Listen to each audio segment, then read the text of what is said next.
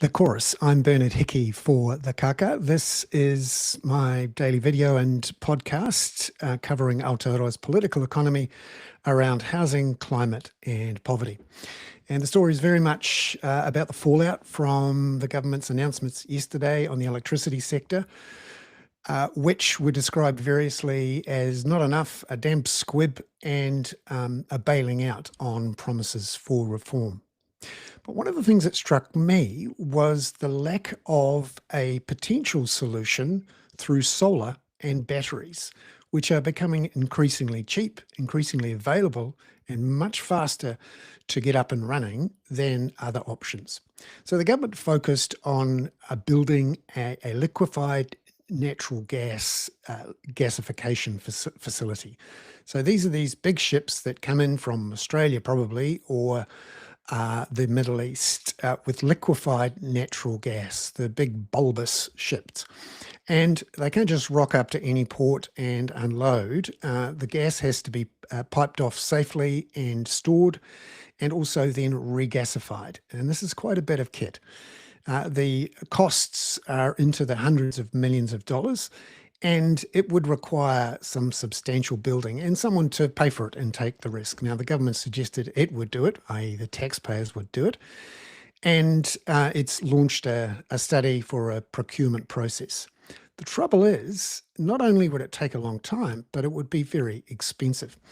One of the things I've pointed to in today's email newsletter is an excellent deep dive by Mark Dalder at Newsroom, who has looked at the costs of an LNG facility versus the costs of a big solar panel and battery build out.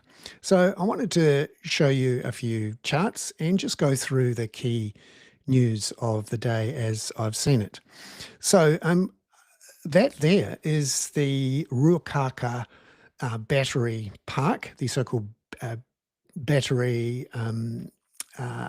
park at Ruakaka, which started in May. Essentially, it sucks electricity off the grid in the middle of the night when prices are cheap, and then looks to sell it back in when prices are expensive. And this was put in there by Meridian.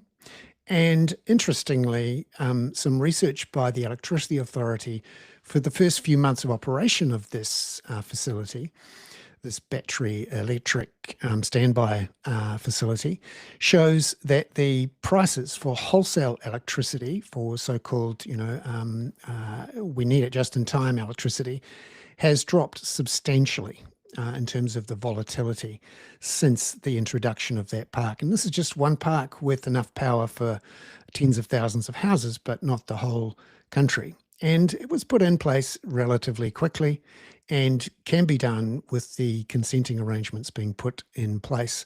So no need to get a massive big consent for a port facility, to plan it, to do the engineering and to build it. You just put these things in. And you can see that Meridian is looking to add a big solar panel farm to it, and that can be done reasonably quickly and cheaply. And it's one of the missing links in the big announcements yesterday. Where was the solar option? Because when you look at the costs, Mark Dalder's calculated from Electricity Authority data that the cost of installing these sorts of battery farms and solar parks is around about $135 per megawatt hour. But the cost of an LNG terminal and buying the gas and regasifying it, putting it in, to generate electricity, which is the whole point of this so-called backup in case we have a dry winter, is that it would cost anywhere between $200 and $400 per megawatt hour. So around $300 per megawatt hour versus $135 per megawatt hour for panels and batteries. Now, the complaints by Frontier Economics, who did the main report behind the government's reforms yesterday, was that you can't rely on renewables. The sun doesn't shine sometimes, and occasionally it doesn't blow for wind. And that's true on a day-to-day basis. But of course, one of the benefits of solar and batteries is that the batteries aren't variable. You can suck off the middle of the night and put it out in a very short period of time when it's needed during a spike. They can store also solar for many days. And the other thing is you can use your big lakes that we have now, hydro, as batteries. Unfortunately, the market structure doesn't allow that as it is, but we already have big batteries and they don't lie, so to speak. Right, let's move on to the news of the day. ANZ has slashed its one-year fixed mortgage rate to 4.49% to match BNZ, which did the same the previous day. So this looks to be the start of a spring mortgage war. And we are starting to see already some of the spikes in lending into the housing market, which may come to the rescue of the housing market. Just to show you here, right at the end, some numbers out of the Reserve Bank yesterday showing a spike in monthly loan demand per capita, as shown in that chart there by musical chairs. And when you look at what we've seen from real domestic credit per capita, so this includes business lending, you can see right at the end there a spike up after a good 2 or 3 years of being down. In fact, an even bigger down period than during the 2008-9 global financial crisis. And you can see what happened when the credit per capita was surging into the housing market through the 90s and 2000s. Then the global financial crisis hit. There were various surges before that, and obviously the huge one around COVID. But since then, it's been down as people repaid debt and the banks were cautious. And of course, house prices were very high and there wasn't a lot of stuff going through. And you can see here, the blue is the housing loan demand. The purple is business loan demand. So during the global financial crisis, businesses stopped lending and repaid debt, as did households. And that's certainly what we've seen in the last 3 or 4 years. And with this surge in mortgage lending, that might be enough to sort of get the economy going again. Not in the good way, I think, but certainly that's what we'd see. Right, what's scooping out there today in the news, having looked around over the last 2 or 3 hours?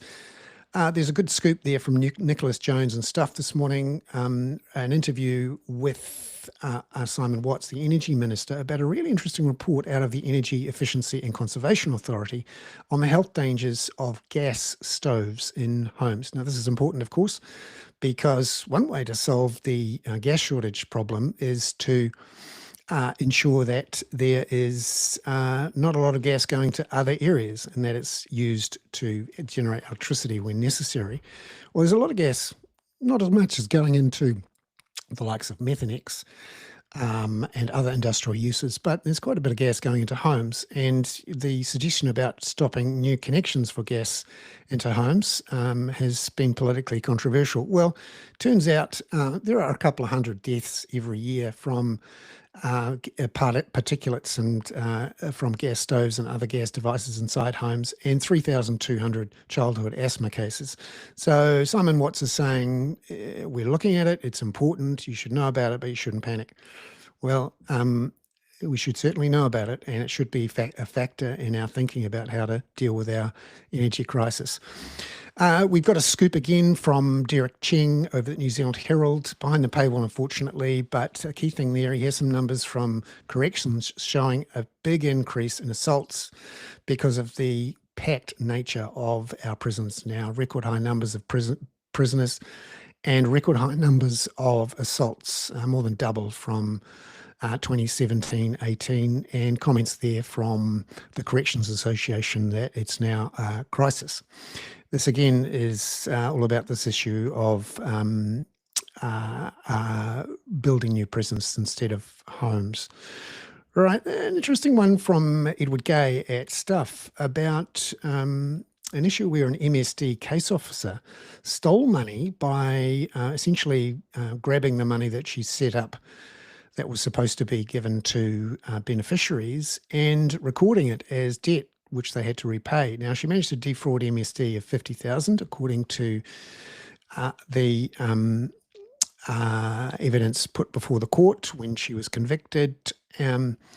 But she also said, tick the box for recoverable in the operating system of MSD. And the question is, have those beneficiaries who never got the money are they now being chased for debts? Another big issue there. In my view, those debts should be cancelled. Now, the scoop today from Newsroom is that Lotta, which was one of the duty-free competitors in our airports, has basically up sticks and left the country. And it means that there's only one provider now for duty-free in airports, and also all of the shops for coffees and sandwiches and that sort of thing. Again, monopoly nation is a problem. Again, I point to the column of the day, I think, is from Mark Dulder yesterday on those energy reforms. He really nails the detail and the nuance and is appropriately scathing at the end of the column. Just point you to an interview that Christopher Luxon gave to Audrey Young. It was published yesterday in the New Zealand Herald, not in the paper but online. And I put a gift link in there. That is an interesting one, including a quote from Christopher Luxon, who describes himself as just wired to be constantly constructively dissatisfied with himself, while also being incredibly optimistic. Some interesting quotes there. Quote of the day, though, the lead in the Post this morning is an interview with Ian Rennie, the Treasury Secretary, who basically says, right, we're going to close the purse strings for a decade. He says the argument is we need to do this because the young people will worry that they're going to have to inherit high taxes and have to deal with the burdens. That's not actually how our government funding system works. We spend money into the economy and then we mop it up with bond issues. And there is not an issue to be solved with borrowing or having high taxes to pay for borrowing. The issue to be solved is building infrastructure and ensuring that the money that's mopped up in the economy comes from those who can afford it. And that, in my view, should come from those with high net wealth. Now, the deep dive of the day that I think is useful, pointing to an excellent piece from RNZ on the Tokoroa jobs crisis. There's also one from Stuff of pointing to a guy called Gilbert Sidney, who got a job at the Kinleaf mill. He was there for a few weeks. He was sacked from that. He went straight to the plywood mill, and not long after that, he got sacked from that as well. So it's a very tough time. He's got 4 kids, and there's some really tough times going on in those provincial centres at the moment. Leading the Herald this morning is the passing of Nigel Latta, but an interesting piece in the papers today from in the business section about those electricity reforms, pointing out that the shareholders were pretty happy about the reforms because the share prices of the gentailers rose substantially. The Post obviously leading with Ian Rennie, and interesting pieces there, again, on the share prices rising and the criticism from a whole bunch of people in the business sector. The Press leads this morning with the nitrate levels that are a problem in Canterbury, and also a good scoopy thing from around the issue of 5,000 kids waiting for special learning help across the country. The Otago Daily Times includes a story about how workers are having to do all the work shutting down the wood plant in Tokoroa. In RNZ today, they're leading with a crime story, but they also have the point out that the allied health workers will join the primary teachers, and there's going to be a big strike on October the 23rd, the biggest one we've had in an awful long time. And another excellent scoop from on the issue of match fixing. The Spin-Off has a really good piece on Afterpay, which had decided to ban payment through Afterpay for groceries and fuel, but they've backtracked on that now. And that's a worry for debt campaigners in the social NGO space. Stuff, again, that good piece from Nicholas Jones, but they're leading with another housing crisis story, as you'd expect. And there's Newsroom with its scoop on Lotta pulling out and the monopoly in airports strengthening if there weren't enough monopolies. I think I just wanted to point out the government, or Health NZ, has paid for a big double-page spread on its delivery of healthcare targets, which are quite positively spun, if you like. That's one way to do it. I'm Bernard Hickey. That was today's chorus for Thursday, October the 2nd on the Kaka. And if you're watching this and you're not a paid subscriber, that's because we've opened it up for everyone to see, and we thank those paying subscribers who've agreed to that. And if you want to support the sort of work I'm doing here, become a paid subscriber. Ka kite anō.